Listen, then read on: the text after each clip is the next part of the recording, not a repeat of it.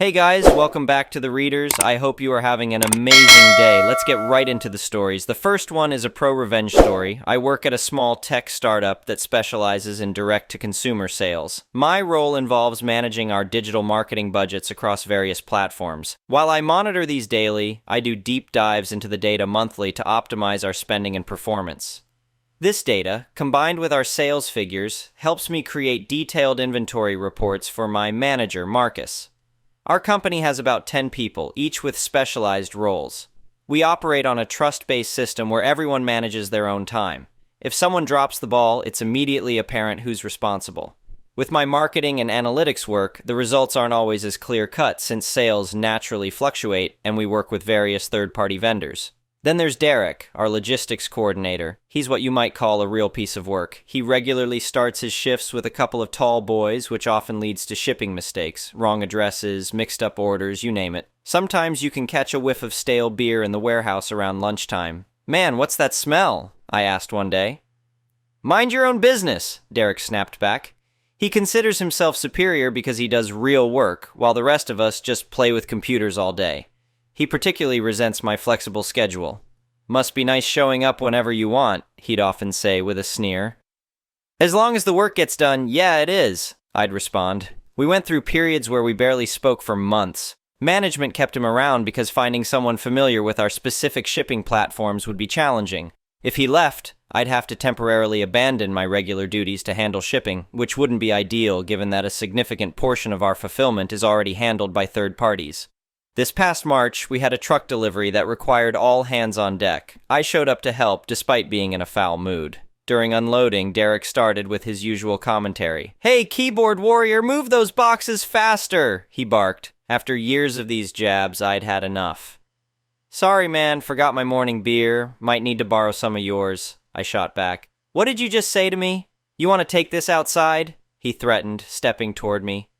"Back off. Handle it yourself if you can't be civil," I replied. "You disrespectful little crap. What do you even do all day in that office, lazy bastard?" Marcus intervened. "Both of you, shut it and get back to work." I put my headphones on and finished the unload in silence, but the wheels were already turning in my head. A few days later, I decided to implement my plan. I started reviewing our advertising strategies earlier than scheduled. During my analysis, I discovered we were overspending on third-party fulfillment.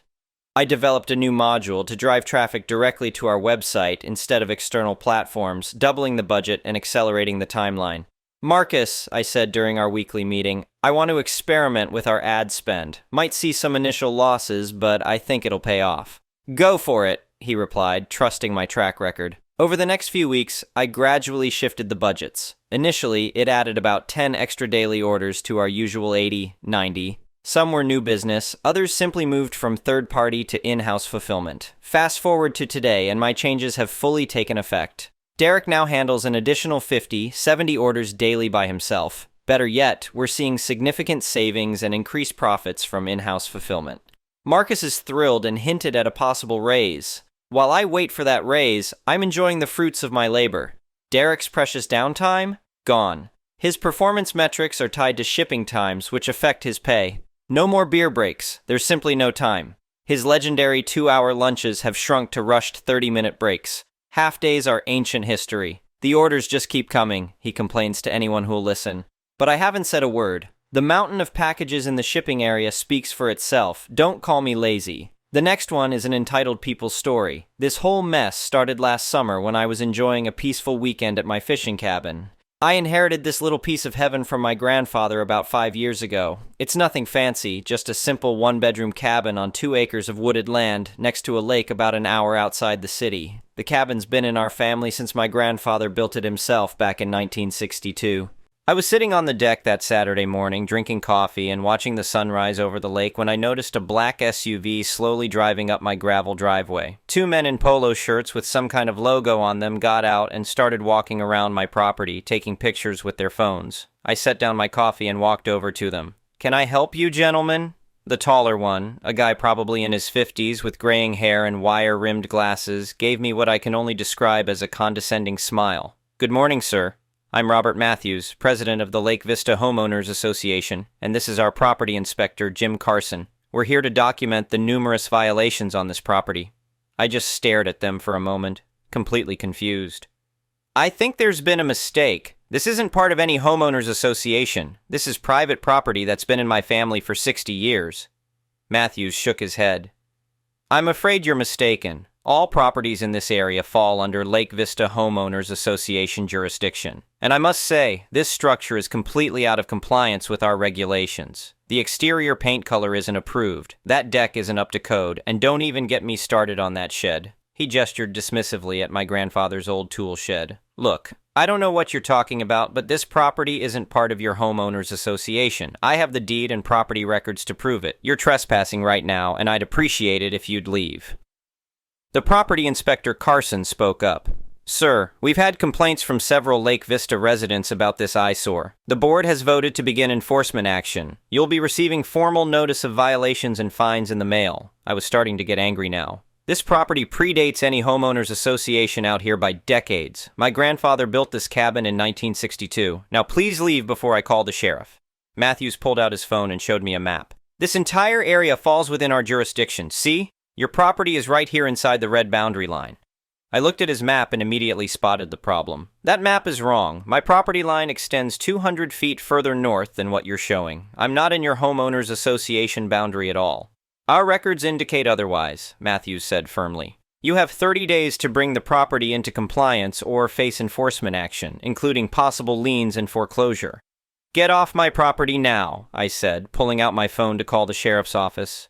They finally left, but not before Matthews handed me a thick envelope full of homeowners association regulations and violation notices. I spent the rest of the weekend digging through my files and calling my lawyer instead of fishing. I found the original deed, property surveys, and tax records clearly showing my property was not part of their homeowners association. My lawyer confirmed I was in the right and advised me to send them a certified letter stating this fact and demanding they cease harassment. I thought that would be the end of it.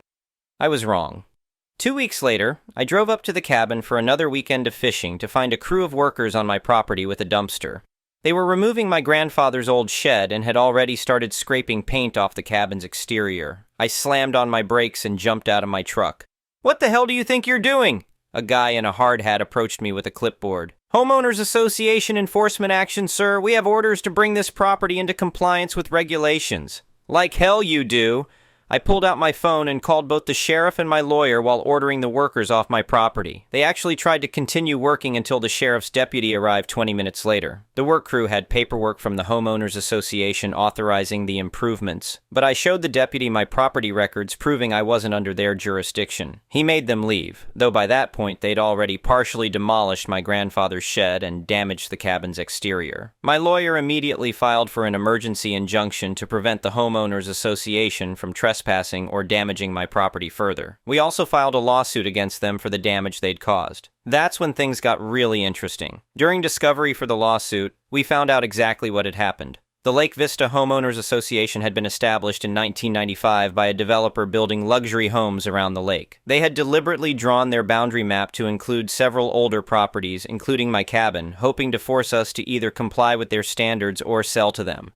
They'd successfully pressured a few other older property owners to sell over the years using these tactics. The Homeowners Association would harass them with fines and threats until they gave up and sold to developers who would tear down the old cabins and build million-dollar McMansions. But they picked the wrong fight with me. Not only did I have clear documentation proving my property wasn't part of their homeowners association, but my lawyer discovered their entire boundary map was legally questionable. They had never properly recorded easements or gotten permission to include several of the older properties in their jurisdiction. The homeowners association's lawyer tried to negotiate a settlement offering to let me keep my cabin if I voluntarily joined their association and brought everything up to their standards. I told them exactly where they could stick that offer. We ended up in court, where their case fell apart quickly. The judge was not impressed with their tactics or their creative interpretation of property boundaries.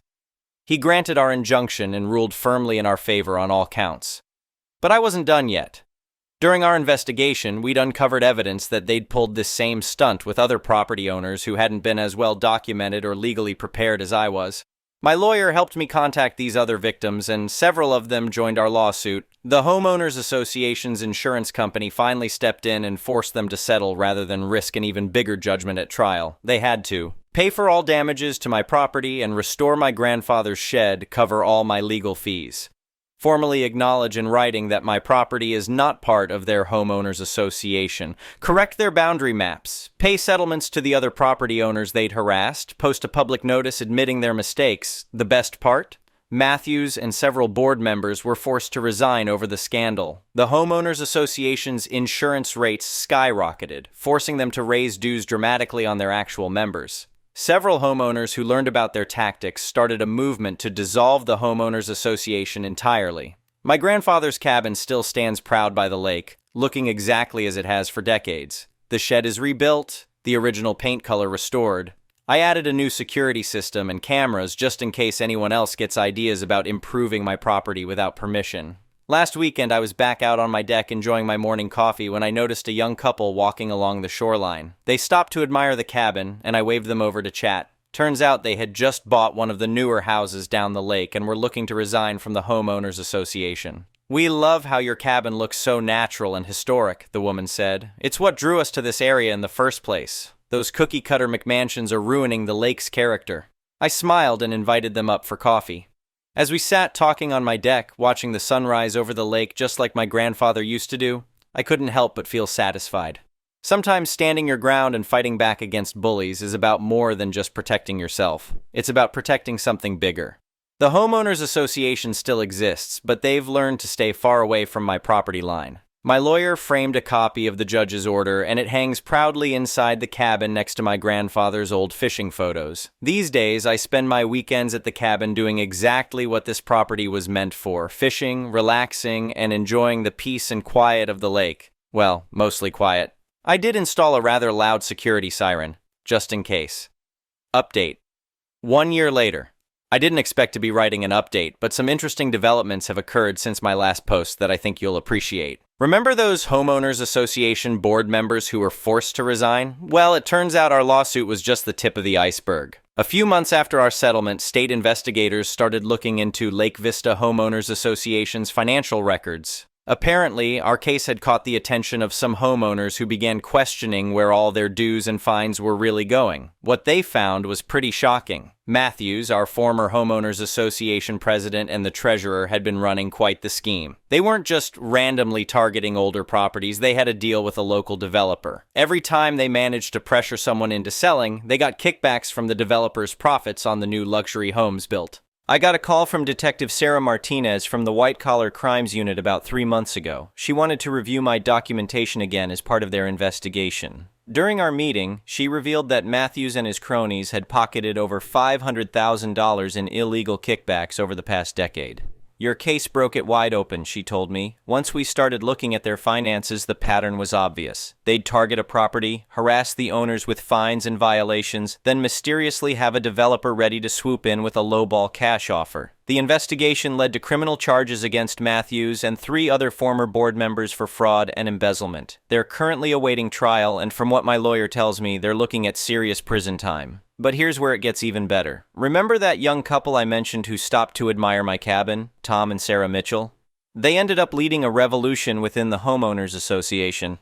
After learning about the fraud investigation, they organized other homeowners and pushed for a complete audit and restructuring of the association. Last month, they held a community meeting at the lake's public pavilion. I was surprised to receive an invitation, given my history with the Homeowners Association, but Tom personally asked me to come and share my story. The pavilion was packed with over 100 homeowners. Many of them had no idea about the history of how the Homeowners Association had treated older property owners like me. When I showed them pictures of the damage done to my cabin and shared the documentation of their illegal boundary claims, the room erupted in outrage. "We moved here because we loved the natural beauty of the lake," one longtime resident said. "None of us wanted it turned into some sterile suburban subdivision."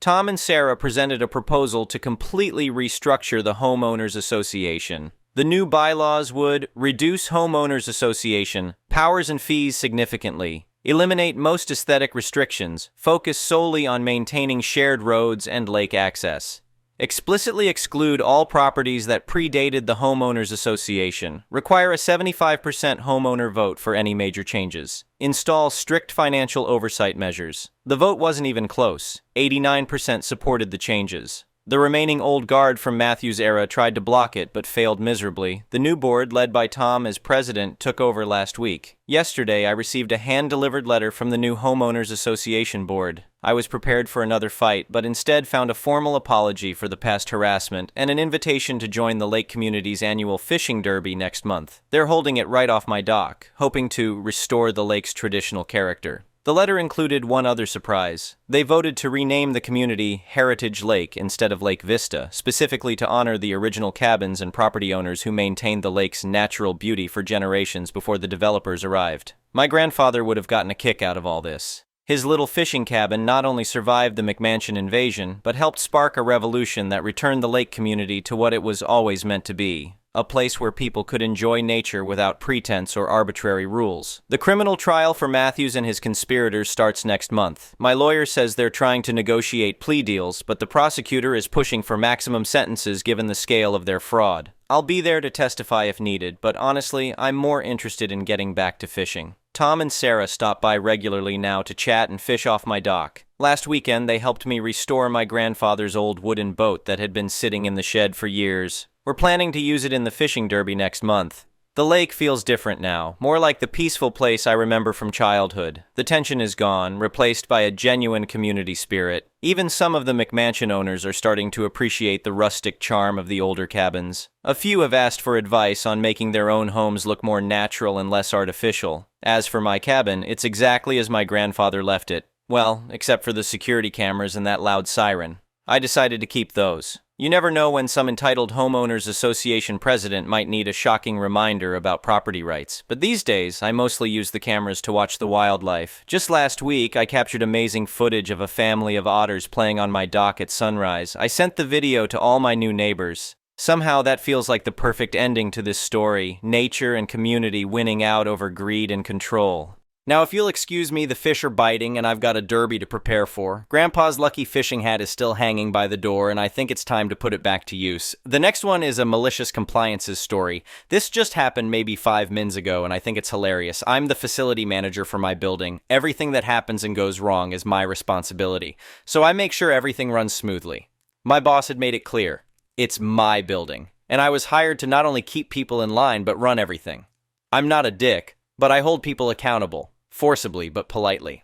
There was no facility manager for a long time before I came along, and both clients and employees ran amok with no order. In the 4 months I've been here, my boss has praised my performance and has gone to bat for me countless times. She's the best boss I've ever had. I've got a firm but fair approach, and my reputation reflects that. I've got a Karen in the building, and trust me, the name stereotype applies, who's just a counselor for family services, has nothing to do with our group. She likes to complain about everything and gives my boss a headache almost daily. She shares an office with another woman who's unfortunately picking up on her Karen tendencies, Karen in training. I've been doing a keycard audit all week, and I knew to leave Karen's keycard alone because she's the only Karen in the building, so her name stands out. I am missing 75 keycards, lots of former employees having all door access, dating all the way back to 2015. Can't have that, so I deleted a lot of them, especially if it had a wacky name or just a room number. However, I did delete Kate's card information because it wasn't under her name. She just came to tell me her keycard wasn't working and Karen happened to be passing by and overheard it. I went and fixed Kate's keycard and we went to go check to see if it worked or not. We found Karen outside the office waiting, complaining to my boss that her keycard didn't work either. Karen wandered away and my boss rolled her eyes and I smiled and I told her I would take care of it. After checking to make sure Kit's keycard worked, I went downstairs to check the system, looked up Karen, and wouldn't you know it, her keycard was completely fine. In fact, it showed she had a master keycard, so I changed all of her permissions and limited her back to just her room only. I went upstairs and got my boss's attention because her office is next door to the ladies, and I mouthed, "Listen," and pointed. I opened their door and was all, "Hey Karen, I went and checked your keycard in the system. Everything is good to go. In fact, it said you had a master key to the building and per the company orders, since you're not a contractor or a company employee, I can't give you that access. So I had to revoke your status to just this room only. Can't have you bugging people on official business, wink. Thanks for bringing your keycard to my attention."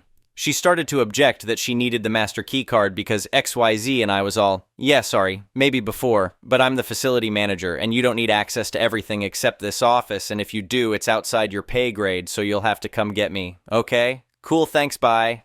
and then just closed the door on her mid-sentence. My boss was quietly laughing her ass off in her office and gave me an air high five. The next one is an entitled people's story. I, 36F, usually go to my parents' house every Sunday for family game night. Over the past year, family game night has turned into an expensive activity as the game we play involves betting money. Lately, my husband and I haven't been doing well at the game at all. Altogether, we have lost $200, and that was when we told them enough was enough. We were done losing money to them. They were free to play without us if they wanted, and we would just watch. But Mom started arguing with me, making snide comments how it wasn't that much money and we were being cheap sore losers. My husband and I are not regular gamblers, and even though technically we could afford it, we are trying to save for a down payment in a house.